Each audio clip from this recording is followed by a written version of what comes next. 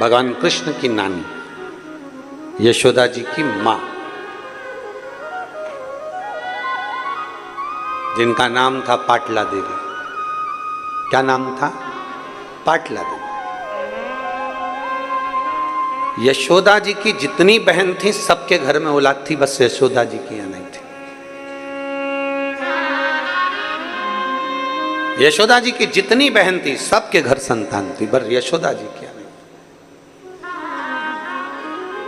अवस्था भी हो गई थी यशोदा जी की बहुत, पर पाटला देवी के मन में बहुत खलबली मचती थी, मेरी एक बेटी और उसके घर औलाद।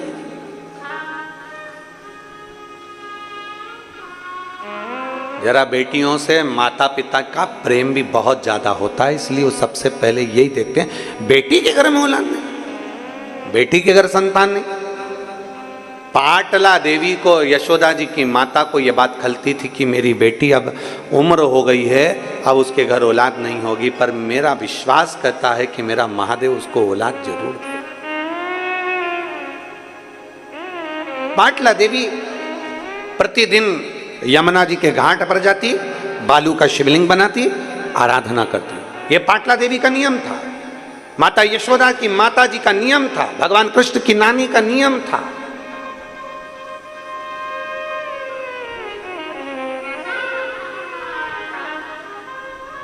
यमुना जी के घाट पर जाती और बनाती शिवलिंग, पार्थिव शिवलिंग का पूजन करती, आराधना करती, चाकरी करती। एक दिन पाटला ने पार्थिव शिवलिंग को बना तो लिया पर विसर्जन ही नहीं करा, ले शंकर जी को विसर्जन नहीं करा। और पार्थिव का नियम है, प्रदोष के दिन संध्या काल में रात्रि को हो सकता है, शिवरात्रि के दिन रात्रि को हो सकता है, पर बाकी के दिनों में चाहे सोमवार हो, मंगलवार हो, बुधवार हो, गुरुवार हो, शुक्रवार हो, शनिवार हो, बाकी के दिन अगर आप पार्थिव बना रहे हो तो रात्रि होने से पहले उसका विसर्जन होना जरूरी है।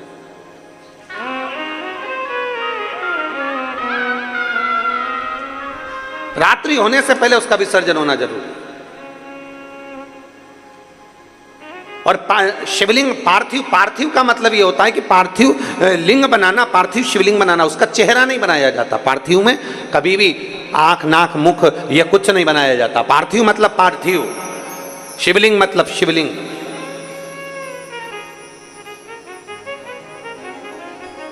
आजकल थोड़ा फैशन ज्यादा हो गया है तो लोग पार्थिव का भी चेहरा बना देते हैं ना, पार्थिव मतलब पार्थिव, शिवलिंग मतलब शिवलिंग।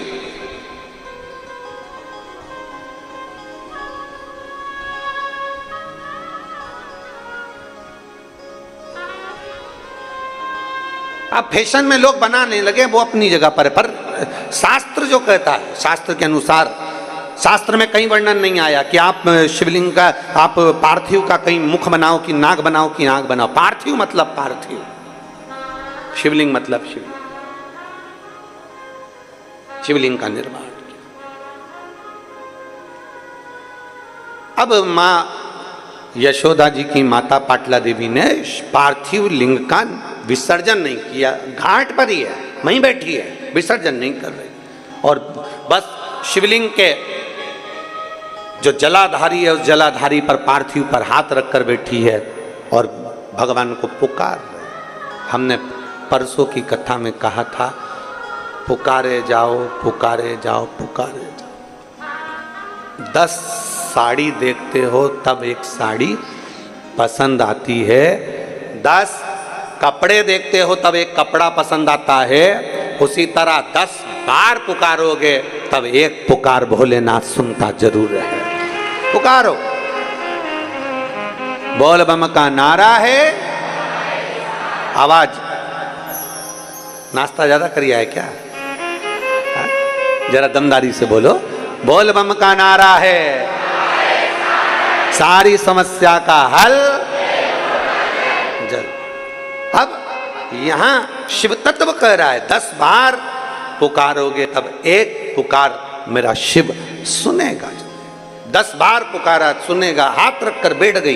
कभी कभी तुम्हारा भी दिल कर जाए तो शिवलिंग हो, मंदिर देवालय शिवालय हो, शिवालय में जो जलाधारी होती है, जो चरण होते हैं जहाँ से पानी नीचे बहता है, वहाँ अपना हाथ रखकर कभी कभी बैठ गए। शिव, अगर मंदिर में भीड़ ना हो तो, भीड़ हो तो तुम फालतू मत बैठ जाना, नहीं तो हालत खराब हो जाए। भीड़ ना हो तो हाथ रखा बैठ गए। मुझे तेरा ही सहारा है मेरे भोले। हाथ शंकर के जलाधारी पर, उससे अपने मन की बात।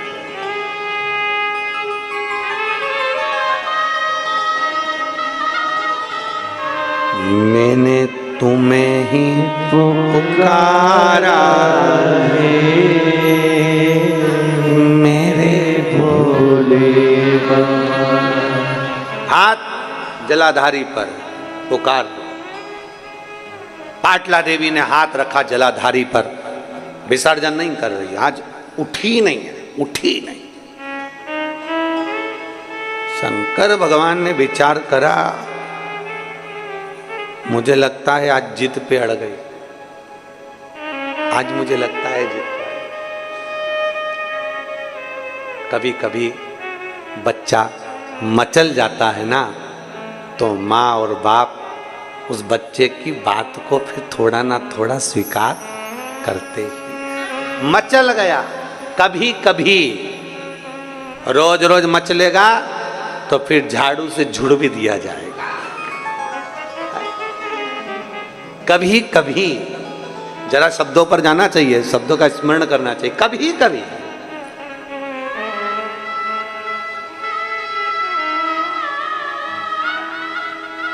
अब भगवान कृष्ण की नानी पाटला देवी हाथ रखकर बैठ गई, हिलती नहीं, बैठी वहीं पर पुकार रही, नमः शिवाय नमः शिवाय नमः शिवाय श्री शिवाय नमस्तुभ्यम पुकार रही। बाबा ने सोचा ये आज हिलने वाली नहीं है। शंकर भगवान एक बूढ़े का रूप लेकर पाटला देवी के पास में पहुंच गए। बुजुर्ग का रूप, बूढ़े का, एक बूढ़े का रूप लेकर, बहुत बुजुर्ग का, बहुत बुजुर्ग।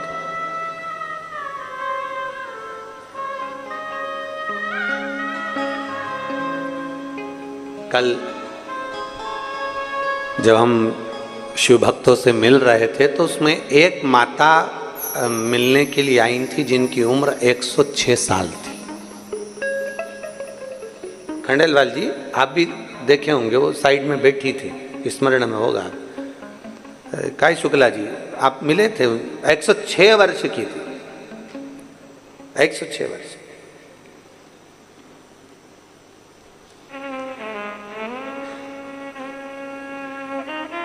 जब उनसे मिले और वो देख रही थी तो उनकी आंख में आंसू आ रहे थे।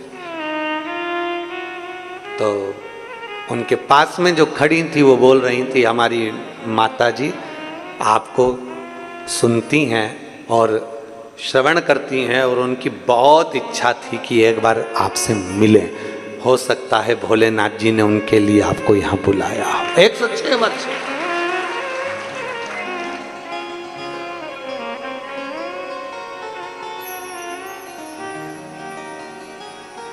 एक बुजुर्ग का रूप लेकर मेरे महादेव आते। कभी कभी हो जाता है शिव तत्व को प्राप्त करने का एक भाव प्रकट हो जाता है, शिव तत्व का।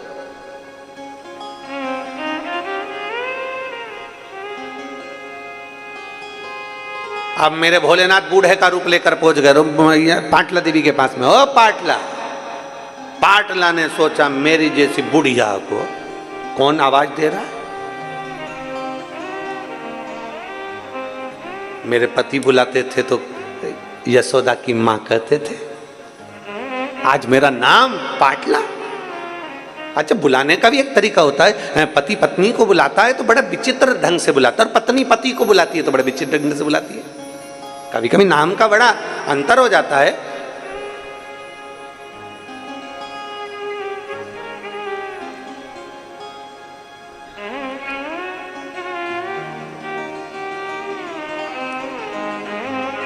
बड़ा नाम का अंतर है।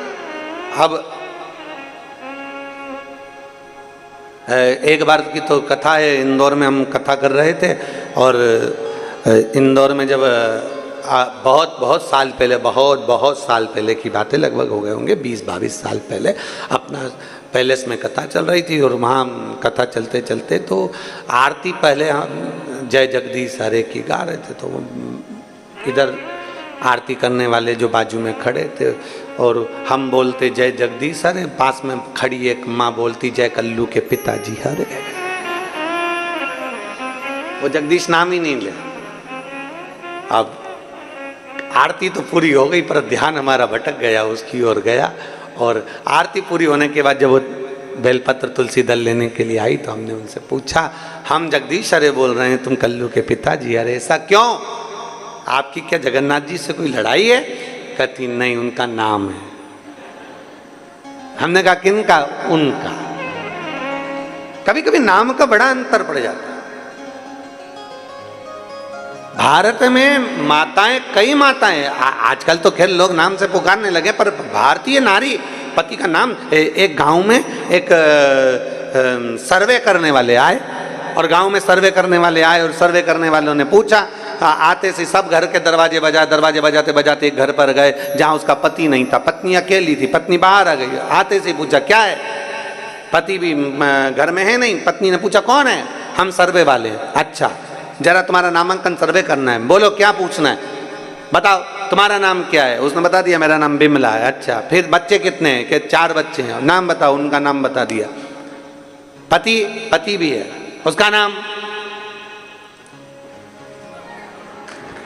अब सर्वे वाले बोले नाम बताओ, बताती नहीं, शर्माने लगी, बोली नहीं।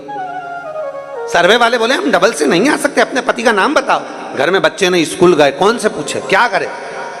नेम प्लेट भी नहीं लगी। अब करे तो करे क्या? बताओ अपने पति का नाम। उसने कहा देखो मैं बताऊंगी पर तुम समझ जाओगे क्या? हाँ समझ जाएंगे, बता। तो क्या 3 गंजी और 3 गंजी कितनी हो गई? 3 गंजी और 3 गंजी कितनी हो गई? सर्वे वालों ने कहा 3 गंजी 3 गंजी। हाँ 3 गंजी 3 गंजी तो 6 गंजी, मतलब 6 गंजी। 3 गंजी 3 गंजी मतलब 6 गंजी। अच्छा, पति का नाम छगनजी है। पत्नी फिर शर्मा के इशारा करी, हाँ जी। नाम कैसे बोल? आज पाटला देवी को लगा कि पाटला नाम बोला, ये बड़ा विचित्र, मतलब इतना पाटला नाम बोलने के लिए सामर्थ्यता चाहिए। कौन बोल दिया? किसने पुकारा है? शिव जी आवाज लगाए वृद्ध के रूप में, पाटला, ओ पाटला। पाटला ने जो पलट कर देखा, कोई बुजुर्ग है। पाटला को गुस्सा आया। पाटला ने सोचा, माता पाटला ने विचार किया, बताओ मैं अच्छी खासी शंकर जी से प्रार्थना कर रही थी और ये बुढ़ा यहाँ, बुजुर्ग यहाँ आ गया और मेरे पूजन करने में तो मेरा पति भी मुझे नहीं उठने देता, बोलता ही नहीं। उसको मालूम है पति को भी कि उठने वाली तो है ही नहीं, तो पहले ही चाय बनवा लो, दूध बनवा लो, जो करना पहले। अगर ये पूजन में बैठ गई तो नहीं उठे। और कई माताओं की आदत रहती है, पूजन में अगर बैठी हैं और अगर कहीं बहू बेटा पोता पति जो भी कोई है वो अगर कुछ थोड़ा बहुत भी छेड़ देना तो इसको बड़ा गुस्सा आता, बड़ा क्रोध। पर क्रोध नहीं करना चाहिए। पर पाटला मेरे को पुकारा, कौन पुकार रहा है? जो पलट कर देखा, एक बुजुर्ग थे, डंडा टेकते टेकते आ रहे थे। पाटला ने पूछ लिया, बाबा क्या चाहते हो? बाबा कहते हैं बहुत भूख लगी है, बहुत बहुत। बाबा भूख? हाँ बहुत तेज भूख लग रही है। हाँ ठीक है बाबा। पाटला उठी, शंकर भगवान को जो नैवेद्य लगाया था वो पाटला ने शिव जी के सम्मुख में दे दिया। शंकर भगवान ने कहा, पाटला तेरी बेटी यशोदा से कहना सावन के महीने की जो श्रावणी आए, सावन के महीने की जो पूर्णिमा आए, सावन के महीने की जब श्रावणी आए, श्रावण की उस श्रावणी के दिन यशोदा अगर प्रेम से संत साधु जन को, गुरु जन को अगर भोजन कराएगी तो उसके घर में औलाद जरूर आएगी। कहो यशोदा से। श्रावणी पर? हाँ सावन का महीना था, पाटला ने तुरंत पत्र लिखा, पत्र लेकर दूत को भेजा, दूत जाकर यशोदा जी के पास पहुंचे, यशोदा जी के हाथ में पत्र दिया कि पाटला देवी ने पत्र भेजा है। मेरी माँ ने पत्र भेजा है? हाँ, क्या लिखा है कि श्रावण के महीने में अगर तुम किसी संत साधु ब्राह्मण गुरुजन को भोजन कराओगी तो तुम्हारे घर में औलाद जरूर आएगी। सुना, पाटला देवी ने जैसे ही पत्र भेजा, यशोदा जी ने स्वीकार कर नंद बाबा से कहा, जाओ आज ब्राह्मणों को निमंत्रण देकर आओ। श्रावणी का दिन था, सारे ब्राह्मण संत साधुओं को निमंत्रण दे दिया गया। यशोदा जी क्या खीर मालपुआ बन गया, खीर मालपुआ बनकर तैयार हुआ, भोजन परोसने की तैयारी हुई। यशोदा जी भोजन परोस रहे थे, नंद बाबा भोजन परोस रहे थे और यशोदा मैया भी भोजन परोसने के लिए आई। तो इतना लंबा पल्लू यशोदा जी डालकर, हाथ में चुड़ला, कमर करधनिया, पांव पैजनिया, यशोदा जी इतना गहरा पल्लू ऊपर से लेकर नीचे तक पल्लू कर कर खीर परोसने के लिए आ गए। अब मालपुआ परोस रहे थे नंद बाबा और खीर परोस रही यशोदा मैया। खीर परोस रही यशोदा जी।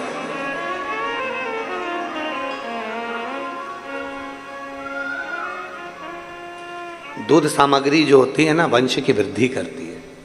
आप लोगों के स्मरण में है कि नहीं है? श्राद्ध पक्ष में सारा भोजन कोई भी लगाकर ब्राह्मण को जिमाए, उससे मतलब नहीं है।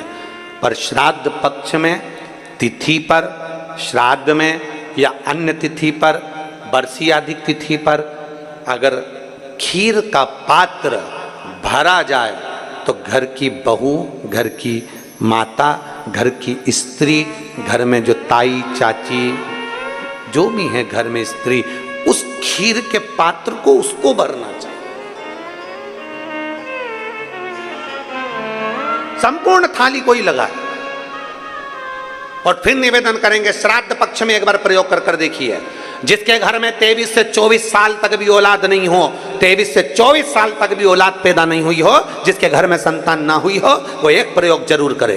एक प्रयोग जरूर करो कि 23 साल तक भी औलाद ना हुई हो तो श्राद्ध पक्ष में तुम्हारे दादा परदादा किसी का श्राद्ध घर में हो रहा हो और किसी दादी का श्राद्ध, किसी दादा का श्राद्ध, किसी बुजुर्ग का श्राद्ध तुम्हारे घर में हो रहा हो तो खीर के बर्तन में खीर तुम भरकर और उस ब्राह्मण को जिसको घर में बुलाया गया है भोजन कराने के लिए, वहां तुम देकर आओ और अगले श्राद्ध तक इंतजार करो। मेरा बाबा वंश की वृद्धि करता ही है, निश्चितता देता है, वंश बढ़ाता ही है।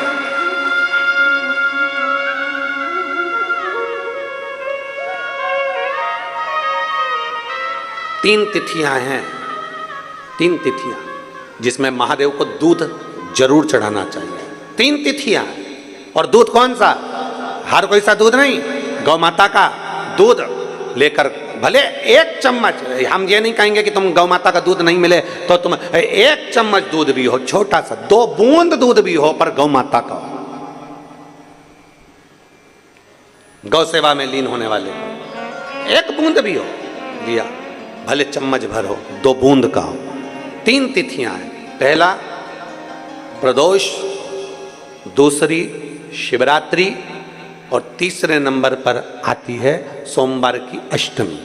ये 3 तिथियां ऐसी हैं जिसमें 2 बूंद भी दूध अगर हम शंकर भगवान को समर्पित करते हैं तो अपना घर बच्चों की किलकारियों से कम नहीं होता, वो भराता ही है, वंश बढ़ता ही है। वंश बढ़ाने का एक सर्वश्रेष्ठ तरीका, जाओ और क्यों ना दे महादेव एक पत्र। मैं प्रेरणा खंडेलवाल राजनंदगांव निवासी हूं, छत्तीसगढ़ की रहने वाली हूं। प्रेरणा खंडेलवाल, कहीं बैठी हो तो हाथ हिला सकती हूं। मैं राजनंदगांव की निवासी हूं। आपके हैं? अच्छा, आइए एक बेलपत्र लेकर चलिए। मैं भोले बाबा का क्या गुणगान करूं गुरुदेव। मेरी शादी को 6 वर्ष हो गए थे पर संतान का सुख नहीं था। 2 बार गर्भ ठहरा, खराब हो गया। एक गर्भाशय रहा तो एक गर्भाशय रहा तो ट्यूब का मुंह बंद हो गया। इस कारणवश मुझे औलाद नहीं हुई। बाबा परेशान हुई, अब एक ट्यूब बची वैसे गर्भाशय की। डॉक्टर के हिसाब से मुश्किल था कि तुम्हें औलाद हो, एक ट्यूब बची। अब डॉक्टर के हिसाब से बड़ा मुश्किल था कि संतान हो, पर मैंने 1 लोटा जल चढ़ाना प्रारंभ करा, आंकड़े की जड़क बांधी, पशुपति नाथ का व्रत किया, सोमवार की अष्टमी का पीपल के पत्ते वाला व्रत उपास किया, तुलसी विवाह का पीला वस्त्र वाला प्रयोग किया और रोज तुमरुक्वा जी का नाम लेकर भगवान शंकर के मंदिर में जाकर जल चढ़ाती और जल को नंदी के पास बैठकर आचमन करती। मैं बाबा को धन्यवाद देती हूँ, आज मेरे भोलेनाथ ने मुझे जुड़मा 2 बेटे दिए हैं। मैं बाबा को धन्यवाद देने के लिए आई। एक शिव तत्व, एक शंभु, एक औघड़ी, एक त्रिकालदर्शी, एक कैलाशी, अविनाशी, शिव तत्व इसी को कहा। एक विश्वास के साथ, एक भरोसे के साथ, एक दृढ़ता के साथ जब हम शंकर को भजते हैं और तेरी कृपा बिना न हिले एक भी अणु, लेते हैं श्वास तेरी कृपा से तनो तनो, बखान क्या करूं मैं राखों के ढेर का, चपटी भभूत में खजाना कुबेर का, हे गंगाधार मुक्ति द्वार ओंकार तू, भोले ओंकार तू, आयो शरण तिहार शंभु तार तार तू। कहो यशोदा से, श्रावण के महीने में संत ब्राह्मण साधुजन गुरुजन का भोजन कराए। नंद बाबा ने निमंत्रण दिया श्रावणी करने आए हुए संत ब्राह्मणों को, भोजन तैयार हुआ, मालपुआ दे रहे थे। नंद बाबा खीर परोस रही थी, यशोदा मैया घूंघट बड़ा, हाथ में चूड़ा, पांव पैजनिया, कमर करधनिया। यशोदा जी खीर परोसने के लिए जब निकली, संतों ने, ब्राह्मणों ने, साधुओं ने देखा कि नंद बाबा की तो दाढ़ी सफेद है, नंद बाबा के तो बाल सफेद हैं, ये तो बूढ़े हैं। और क्या देखा, यशोदा जी जब आई तो इनको लगा, ऐसा लगता है कि नंद बाबा के छोरे की बहू दिखती है। इनको नहीं मालूम कि ये नंद बाबा की पत्नी है, इनको तो लगा कि छोरे की बहू है।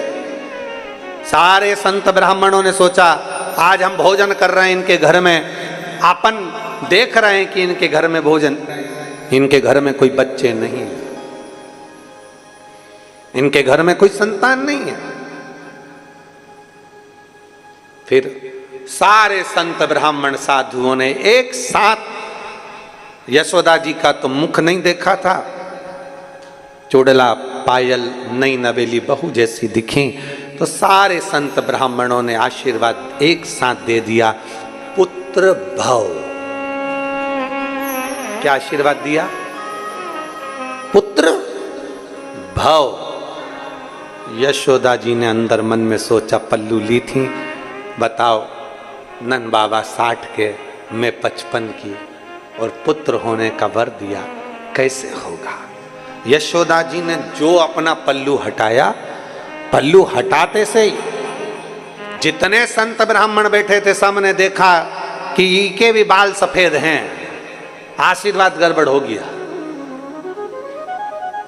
नंद बाबा बोले, बाबा मैं 60 का, ये 55 की, कहाँ बच्चा होगा? संत कहते हैं, श्रावण के महीने में अगर तुमने भोजन कराया है तो वो वचन कभी झूठा नहीं हो सकता। तुम्हारे यहाँ बेटा आएगा, चाहे वो कहीं से भी आए, पर बेटा जरूर आएगा।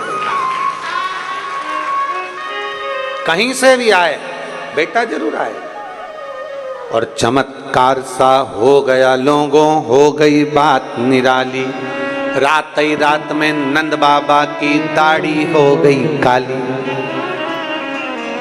और ना जाने किस ऋषि मुनि ने धागा हाथ लपेटा कि नंद घर अनहोनी हो गई, बेटी हो गया बेटा। हुई थी बेटी, पर वचन दिया है, झूठा कैसे हो सकता है, हो गया बेटा। एक पार्थिव लिंग का निर्माण, पूजन, भजन, अर्चना, जो मांगो वो मिलता है, कैसे प्राप्त ना हो।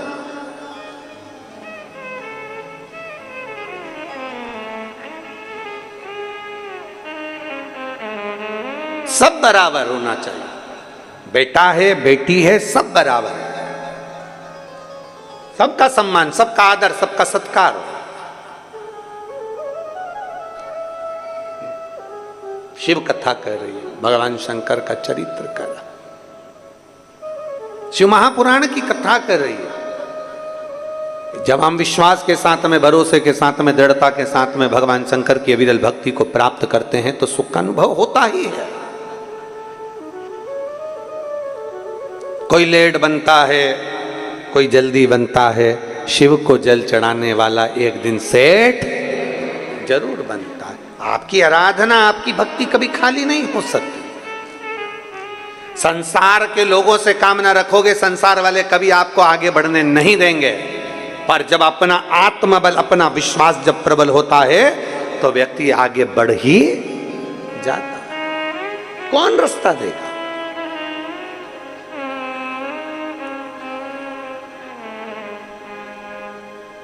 गाड़ी चलाते हो? अरे बोलो तो जम के, चलाते हो? बाजार में जाते हो?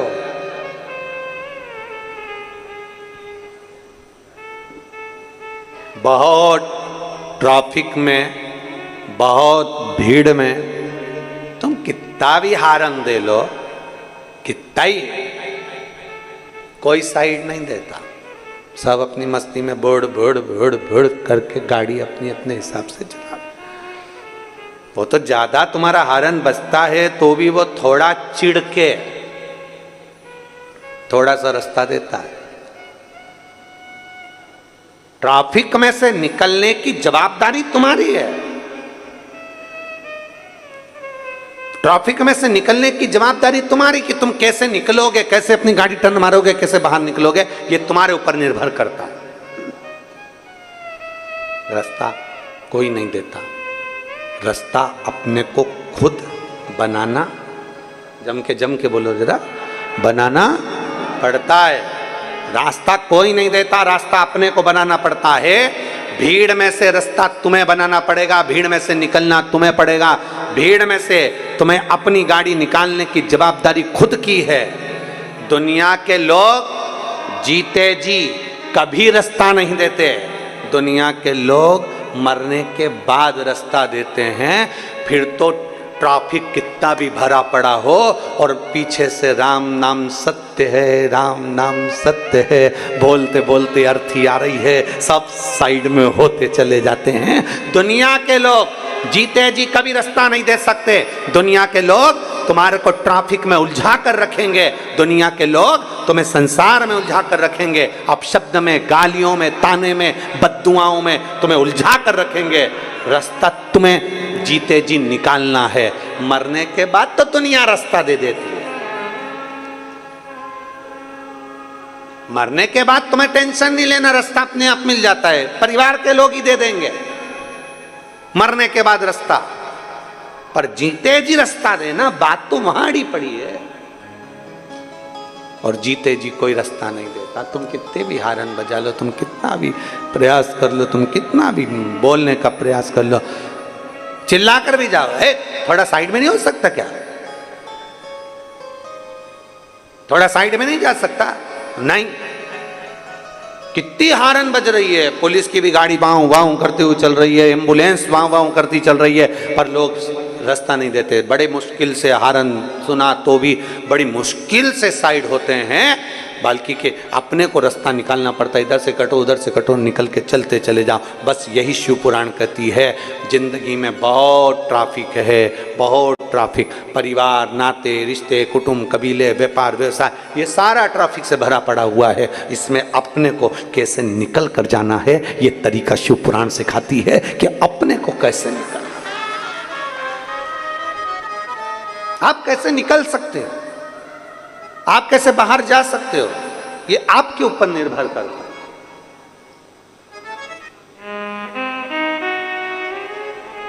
अपने को कैसे बाहर जाना है, ये अपने ऊपर निर्भर करता है। और महाराज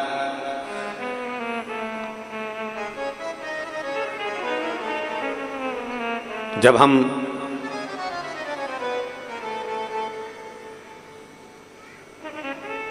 शिव स्तुति में लगते हैं, तब मेरा भोलेनाथ कहीं ना कहीं हमें मार्ग देता ही है। कहीं ना कहीं मेरा ओगड़दानी मार्ग जरूर देता। वो कहते ना कि मंदिर जाती गोरा को,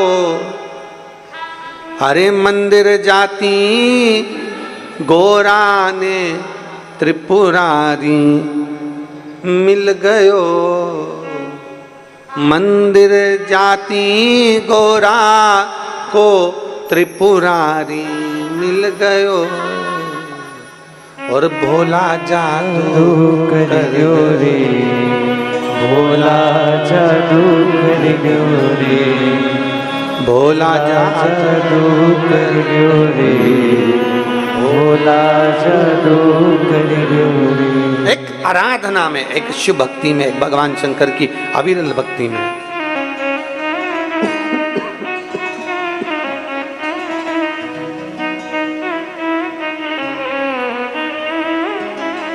शिव आराधना में एक रमना और उसको पुकारना, ये बहुत है। अरे डमरू वाले आजा तेरी याद सताए, मेरा ये भरोसा नहीं टूट न जाए। ओ डमरू वाले आजा तेरी याद सताए, मेरा ये भरोसा कहीं टूट न जाए। डमरू वाले आजा तेरी याद सताए, मेरा ये भरोसा कहीं टूट न जाए। छुपा कहाँ हो भोले बाबा, ओ डमरू वाले आजा तेरी याद सताए, मेरा ये भरोसा कहीं टूट न जाए। ओ डमरू वाले आजा तेरी याद सताए, मेरा ये भरोसा कहीं टूट न जाए। अरे भाव दोनों हाथों से लिया, उन दोनों बच्चों को लिया।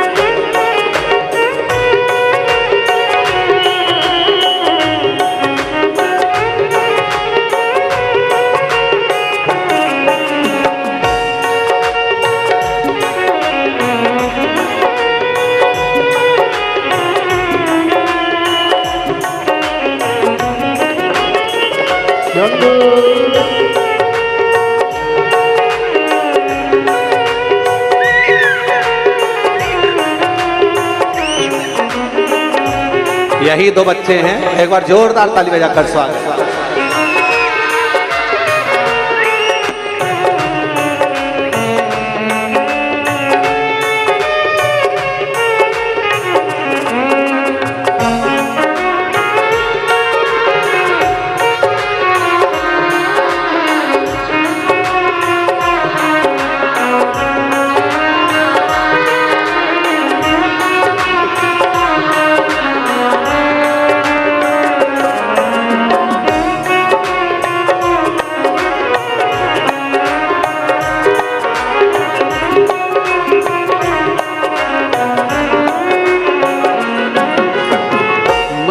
ये पुकारे दिल के सहारे, मन ये पुकारे दिल के सहारे। नैना हमारे तेरा रास्ता निहारे, नैना हमारे तेरा रास्ता निहारे। हर पल विचार छुपा कहाँ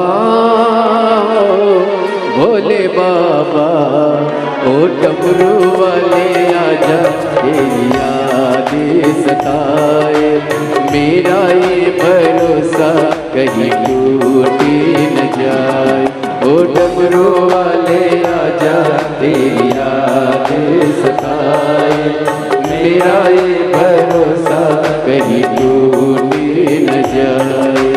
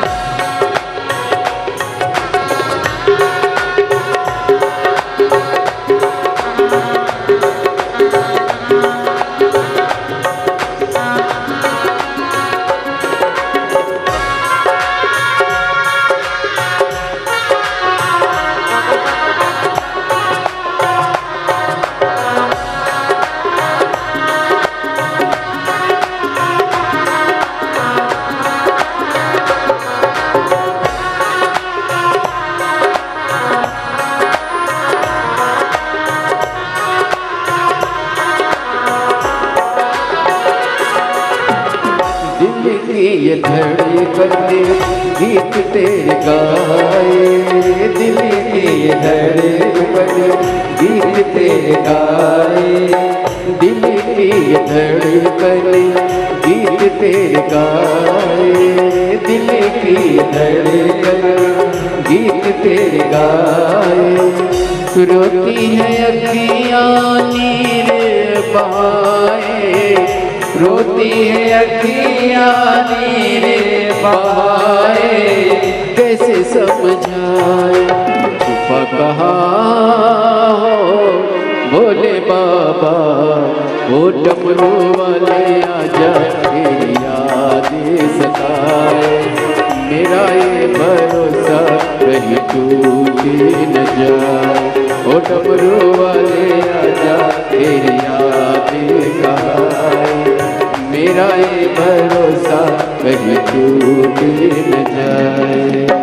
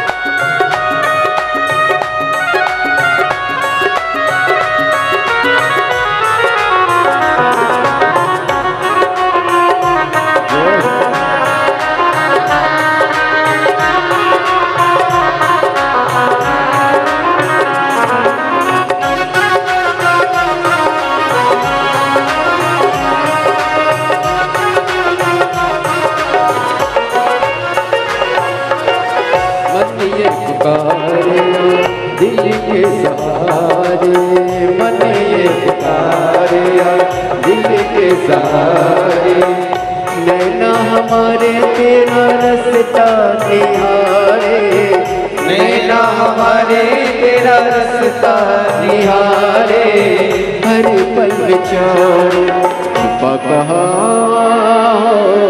भोले बाबा ओ डमरू वाले आजा तेरी यादें सताए मेरा ये भरोसा कहीं टूट न जाए डमरू वाले आजा तेरी यादें सताए मेरा ये भरोसा कहीं टूट न जाए ओ डमरू वाले आजा तेरी याद सताए मेरा ये भरोसा कहीं टूट न जाए ओ डमरू वाले आजा तेरी याद सताए मेरा ये भरोसा कहीं टूट हर हर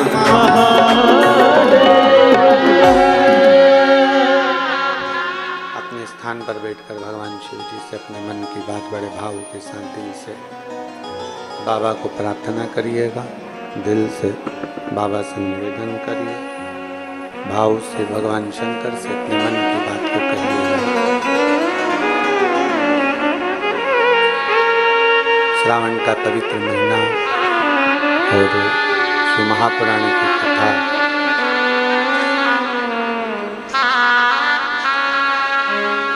सभी साथ में बोलेंगे, बाबा से प्रार्थना करेंगे, निवेदन करेंगे। आज कथा का विराम दिवस है।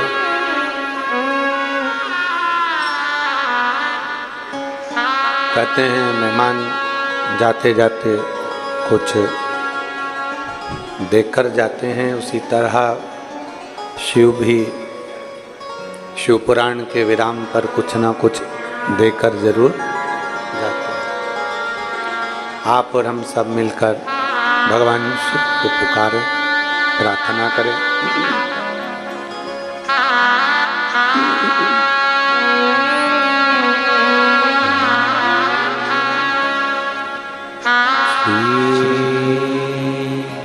शिवाय नमस्तुभ्यं श्री शिवाय नमस्तुभ्यं श्री शिवाय नमस्तुभ्यं श्री शिवाय नमस्तुभ्यं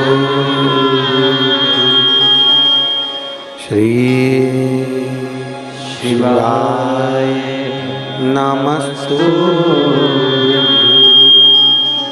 भोला सब दुख काटो ओ भोला सब दुख काटो शिव शंकर जपो तेरी माला भोले बाबा जपो तेरी माला भोला सब दुख काटो मारा ओ भोला सब दुख काटो मारा। वेश है मंगलकारी वेश है मंगलकारी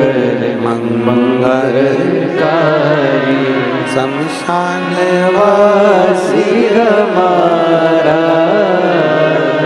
शमशान वासी हमारा ओ भोला सब दुख काटो हमारा ओ भोला सब दुख काटो हमारा। भगवान शिव की कथा करेंगे, भगवान शंकर का संवाद करा, शिव महापुराण की कथा वर्णन करती है। एक पार्थिव लिंग का पूजन जीवन का सुख देता है। शिव को चढ़ाया गया एक लोटा जल जीव को आनंद प्रदान करता है। भीड़ बहुत है, परिवार, नाते, रिश्ते, कुटुंब, कबीले, व्यापार, व्यवसाय में बहुत भीड़ है, बहुत भीड़। एक नौकरी भी कर रहे हो ना तो उसमें भी भीड़ है।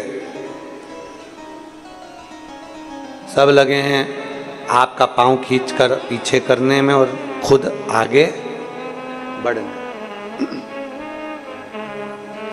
एक एजेंसी चला रहे हो या नौकरी कर रहे हो या दुकान कर रहे हो, चाहे किराने की करो, चाहे कपड़ा की करो, चाहे पान की करो, चाहे पानी की करो, उसमें भी बहुत भीड़ है। उसमें अपन को निकलना है आगे।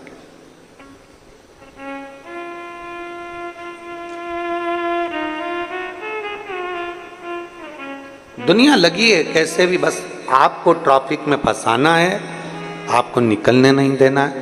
पर आपके ऊपर निर्भर करता है कि आप कैसे निकलेंगे। ये आपके ऊपर निर्भर करता है कि आप कैसे बाहर निकले। जीते जी तो कोई आपको रास्ता नहीं देगा, मरने के बाद जरूर रास्ता दे देंगे, पर जीते जी का गारंटी। अपना रास्ता अपने को बनाना है, अपने को अपना स्वयं आगे बढ़ते चले जाना है, अपना रास्ता बनाते हुए आगे आगे निकलते हुए चले।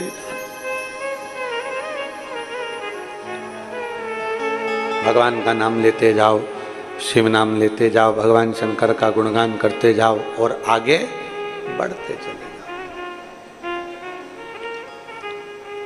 एक कथा बड़ी सुंदर आती है। पूरे मानव देह में, पूरे मानव के शरीर में अगर हमारे भीतर ये शिव भक्ति है, हमारे भीतर भगवान शंकर का गुणगान हम कर रहे हैं, हम भगवान शिव की अविरल भक्ति में डूबे हुए हैं, भगवान शंकर का नाम जाप कर रहे हैं, या भगवान शिव को एक लोटा जल चढ़ा रहे हैं, ये हमारा आज का पुण्य नहीं है, ये हमारे पूर्व का कोई अच्छा कर्म हुआ होगा। तो शंकर भगवान ने अपने देवालय, शिवालय और कथा तक हमको बुला लिया। जैसे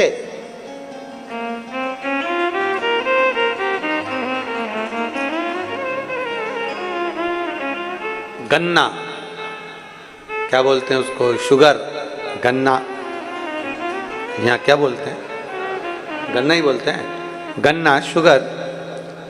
उसमें चाहे समुद्र का पानी डाल दो, चाहे तुम नाले का पानी डाल दो, चाहे तुम गटर का पानी डाल दो, चाहे तुम उस गन्ने में कोई सा भी पानी डाल दो, पर गन्ने की मिठास में कोई फर्क नहीं पड़ता।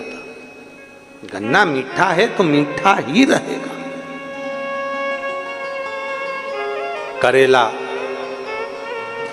उसमें तुम कितना भी शक्कर घोल के डाल दो, चाहे तुम उसमें कुछ भी अच्छी से अच्छी गुलाब जामुन की चाशनी डाल दो, चाहे तुम कैसा भी कुछ डाल दो, करेला कड़वा है तो कड़वा ही रहेगा, क्योंकि उसके अंदर वो गुण है।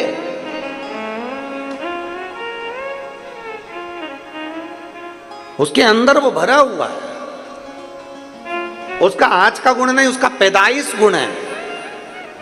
अब गन्ना किसी भी पानी को डालो पर वो मिठास कम नहीं करता, करेला में कैसा भी पानी डालो पर वो कड़वाहट कम नहीं करता।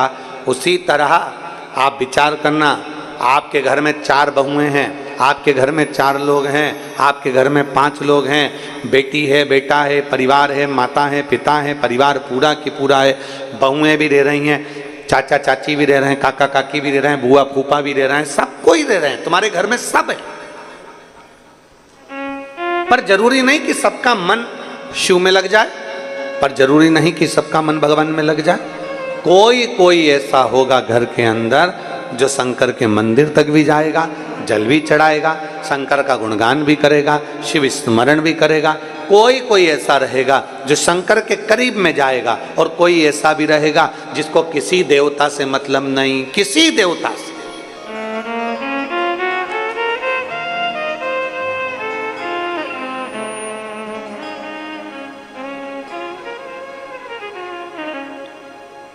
छत्तीसगढ़ में आप एक बदलाव जरूर देखे होंगे। छत्तीसगढ़ का एक बदलाव आपने जरूर देखा होगा कि छत्तीसगढ़ में जितना तेजी से धर्म बदला जा रहा था, शिव महापुराण की कथाओं के बाद में वो धर्म बदलना बंद हो गया। धर्मांतरण बंद हो गया। छोटे छोटे गांवों में लोग, कोई मंदिर नहीं, कोई शिवालय नहीं, कोई देवालय नहीं, लोगों ने कह दिया था मंदिर मत जाओ, देवालय मत जाओ, शिवालय मत जाओ। छोटे छोटे गांवों के लोग, साधारण सीधे से लोग दूसरी जगह पर चले जाने लगे। फिर धीरे धीरे धीरे धीरे बदलते चले गए,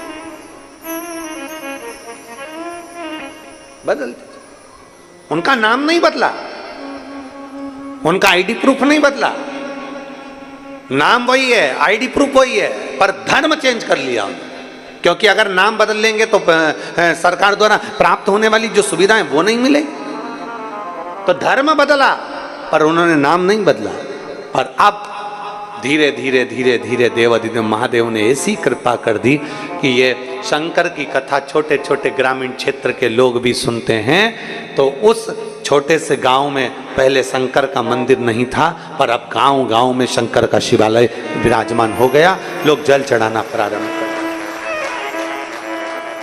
शंकर भगवान को लोग जल चढ़ा रहे हैं। गन्ना, करेला, शुगर, जो गन्ना होता है उसमें कैसा भी पानी दो पर वो अपने अंदर के गुण को नहीं भूलता। करेले को कैसा भी पानी दो पर वो अपने अंदर के गुण को नहीं भूलता। शिवपुराण कहती है, अगर आप शंकर के शिवालय तक जा रहे हैं, घर का और कोई व्यक्ति नहीं जा रहा, पति को रुचि नहीं है, बुआ को रुचि नहीं है, और घर की बहू लोटा भर के जल उठाई, सिर पे पल्लू लिया, चल दी। घर की माँ, घर का पुरुष, कई कई घर के पुरुषों को भी मंदिर में मन लगा रहता है, चले जाते हैं, उसकी पत्नी का मन नहीं लगता। सब बराबर थोड़ी ना होते। पति का मन लगता है तो कभी पत्नी का नहीं लगता, कहीं पत्नी का लगता है तो पति का नहीं लगता, कहीं बेटे का लगे तो बहू का नहीं लगे, बहू का लगे तो बेटे का नहीं लगे, कहीं कहीं बेटी का मन नहीं लगता, दामाद का मन नहीं लगता। तो ऐसा सब चलता रहता है। पूरे 5 उंगलियां जैसे बराबर नहीं, उसी तरह घर में रहने वाले सब बराबर नहीं हैं। किसी का मन लगेगा, किसी का नहीं लगेगा। आप दुखी मत होना, अपने अंदर ये विश्वास रखना, अपने भीतर ये विचार रखना कि गन्ने में कितना भी पानी दो पर उसकी मिठास कभी भी खत्म नहीं होती। कैसा भी पानी मिले, करेले में कैसा भी पानी मिले, उसकी कड़वाहट खत्म नहीं होती। उसी तरह जिसको परमात्मा ने शुरू से ही ढाल कर भेजा है और जो ढला हुआ है उसको कितना भी बदलने का प्रयास करो, वो शंकर के मंदिर तक चले ही जाता है, शिव की स्तुति कर ही लेता है, शंकर का गुणगान कर ही लेता है, कितना भी बदल।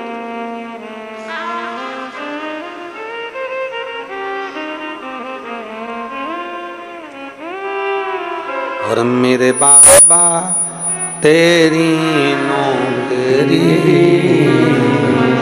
सबसे बढ़िया है, सबसे खरी, तेरे दरवाजे की चाकरी सबसे बढ़िया है, सबसे खरी।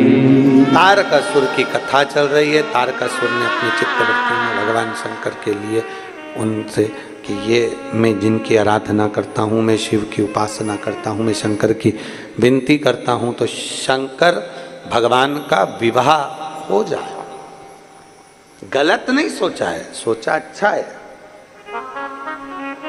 माँ अपने बच्चे के लिए अच्छा सोचती है, इंजेक्शन लगेगा, टीका लगेगा, रोएगा जरूर पर इसकी जिंदगी संवर जाए। तारकासुर असुर है। तारकासुर ने जो विचार करा, तारकासुर ने जो सोचा, तारकासुर ने जो विचार किया कि मैं अच्छा सोचूं उनके लिए। पर इंद्र के सोच, इंद्र की वृत्ति, इनका इंद्र का बुद्धि श्रेष्ठ नहीं देख पाई। जरूरी नहीं कि सबको शिव महापुराण की कथा अच्छी लगे।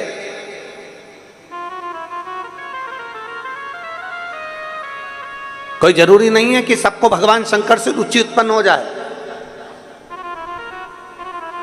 दिन भर में अगर आप मोबाइल चलाते हैं, 50 अगर मैसेज आते हैं उस मोबाइल पर, व्हाट्सएप पर, इंस्टाग्राम पर, फेसबुक पर, यूट्यूब पर, आप अगर भगवान की भक्ति का कोई वीडियो डालते हैं, भगवान का भजन का कोई वीडियो डालते हैं, भगवान शंकर की आराधना करने का कोई वीडियो डालते हैं, तो जरूरी नहीं कि उस पर 50 कमेंट्स आपके पक्ष के आएंगे। आप थोड़ा सा एक वीडियो टाकीज में फिल्म देखने का डालो, आप एक वीडियो मॉल में घूमने का डालो, आप एक वीडियो थोड़े थोड़े से छोटे छोटे वस्त्र का डालिए, आप एक वीडियो थोड़े से ऐश और आराम का डालिए, आपको 50 कमेंट्स आएंगे और 50 कमेंट्स ऐसे आएंगे, वाह क्या अच्छे लग रहे हो, क्या बढ़िया, क्या जोरदार, क्या जोरदार, क्या जोरदार।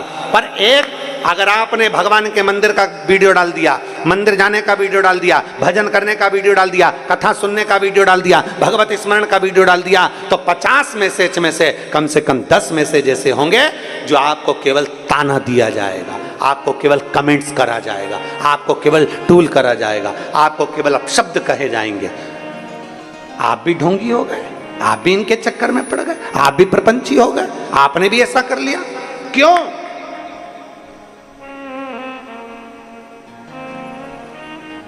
छोटे कपड़े पहनने पर कोई आपको टोकेगा नहीं, फिल्म देखने पर आपको कोई टोकेगा नहीं, मॉल में घूमने से आपको कोई टोकेगा नहीं, गाड़ी तेज चलाने से आपको कोई टोकेगा नहीं, सारी दुनिया में एंजॉय करते मिलोगे कोई नहीं टोकेगा, लड्डू खाते हुए कोई नहीं टोकेगा, पानी पूरी खाते हुए कोई नहीं टोकेगा। पर एक दिन आपने सोमवार के दिन मस्तक पर तिलक लगा लिया, गले में रुद्राक्ष की माला पहन ली, सुंदर धोती बांध ली, एक तन पर गमछा ले लिया, तो 50 लोग आपको टोकते हुए मिल जाएंगे। बताओ, ये भी ढोंगी बन गया, इसने भी ढोंग चालू कर। हंसेंगे लोग, ताना कसेंगे लोग, पर क्या किसको रोइए, जम के बोलो जरा, चादर तान के सोइए। आग लगे बस्ती में, अपन रो मस्ती में। गलत चीज डालोगे ना तो लोग तुम्हारी तारीफ करेंगे, बहुत बढ़िया, बहुत बढ़िया, बहुत बढ़िया, बहुत बढ़िया। वस्त्र छोटे से डाल दिए, लोग तुम्हारी तारीफ करेंगे, क्या बढ़िया, क्या बढ़िया, क्या बढ़िया। पर जैसे ही तुमने धर्म की ओर आगे बढ़े हो, जैसे ही तुम सत्कर्म की ओर आगे बढ़े हो, जैसे ही तुम भगवान की अविरल भक्ति की ओर आगे बढ़े हो, तब लोगों के तैयारी में बैठना कि सारे मैसेज तुम्हारे अच्छे नहीं होंगे, कुछ तुम्हारे को ताना भी दिया जाएगा, कुछ तुमको कोसा भी जाएगा, कुछ तुमको अपशब्द कहा जाएगा। क्यों? क्योंकि भगवान की जो पथ है, भगवान का जो रास्ता है, भगवान की भक्ति का जो मार्ग है, थोड़ा ये कठिन मार्ग है, कठिन मार्ग।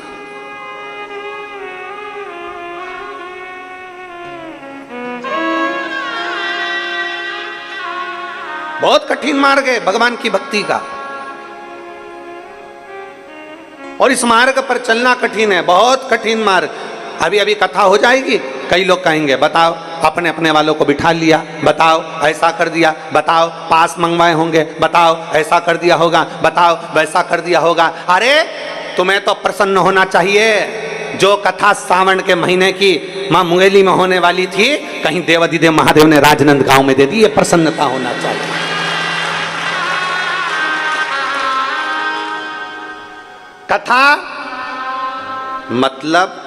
कथा मतलब हेलीपैड, कथा मतलब हेलीपैड। हाँ, हेलीकॉप्टर को उतारने के लिए चूने से एच लिख दिया जाता है, देखा है आप लोगों ने, चूने से एच लिखा जाता है। हेलीकॉप्टर हेलीपैड पर उतरता है। उसी तरह पूरे राजनंद गांव वालों को प्रसन्न होना चाहिए कि हमारे गांव में कथा हो रही है, मतलब शंकर भगवान का हेलीपैड हमारे यहाँ बना है। शिव पार्वती के साथ श्रावण के महीने में यहाँ उतरेंगे। मतलब भले आप कथा के पंडाल में पहुंचे ना पहुंचे, भले आपने ऑनलाइन कथा सुनी, भले अपने घर में बैठकर कथा सुनी, पर आपकी प्रसन्नता ये होना चाहिए कि हमारे राजनंद गांव में ऑनलाइन कथा, भले किसी को आने की अनुमति नहीं मिली हो, पर ऑनलाइन कथा हमारे क्षेत्र में हुई है। मतलब शंकर 5 दिन के लिए यहाँ उतरे हैं और हमारे ऊपर कृपा करे, ये प्रसन्नता होना चाहिए। पर नहीं,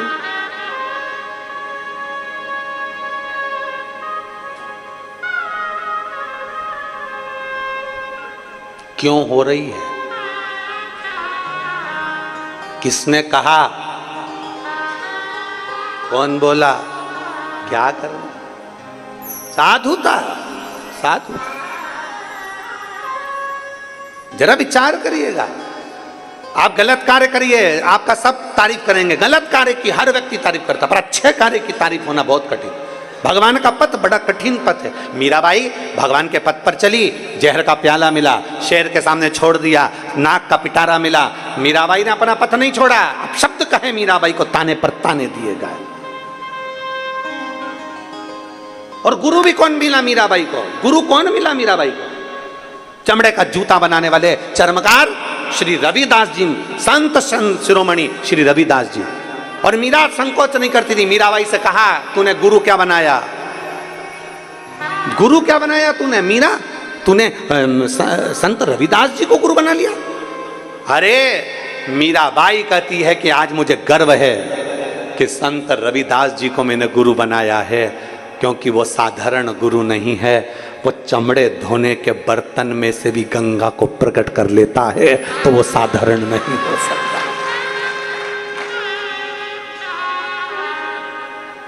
ये लोग कहते हैं ना, मन चंगा तो कठोते में गंगा। ये कहां से चालू हुआ? संत रविदास जी से।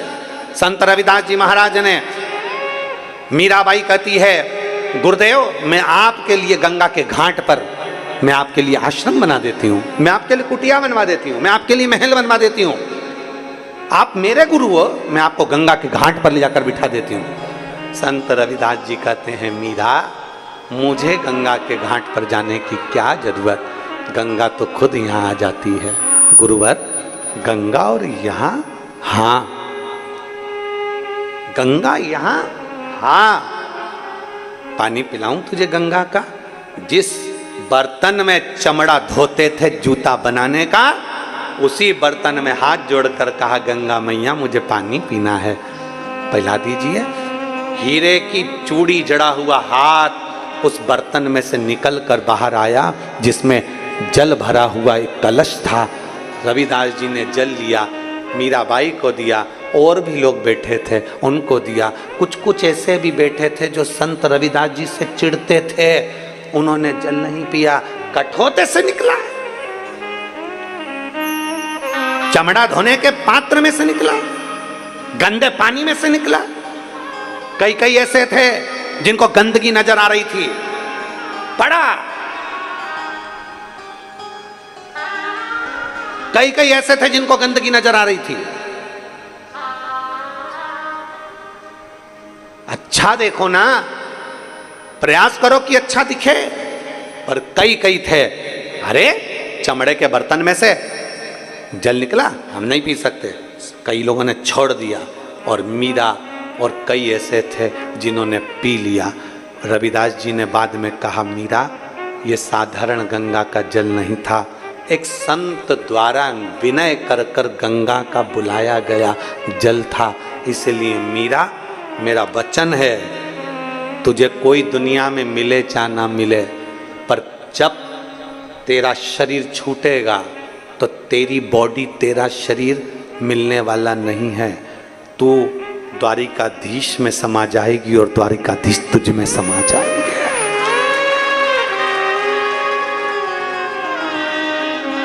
तू द्वारकाधीश में। भारत की भूमि के 4 संत ऐसे हुए जिनकी बॉडी नहीं मिली, जिनका अंतिम संस्कार नहीं हुआ, जिनकी समाधि नहीं बनी, जिनका अंतिम संस्कार नहीं हुआ, जिनकी बॉडी नहीं मिली। भारत की भूमि के 4 संत थे। पहले नंबर पर रामकृष्ण परमहंस, जिनकी बॉडी नहीं मिली, मरने के बाद जिनका शरीर नहीं मिला, प्राण छूटने के बाद जिनका शरीर नहीं मिला। भारत की भूमि के प्रथम संत रामकृष्ण परमहंस। जब प्राण छूटे तो जगत जननी दुर्गा में समा गए। उनकी बॉडी नहीं मिली, उनका अंतिम संस्कार नहीं हुआ, उनका शरीर नहीं मिला। शरीर मिलता तो अंतिम संस्कार होता ना, समाधि बनती ना, नहीं मिला। भारत की भूमि के दूसरे संत चैतन्य महाप्रभु जगन्नाथ में समा गए, बॉडी नहीं मिली, अंतिम संस्कार नहीं हुआ।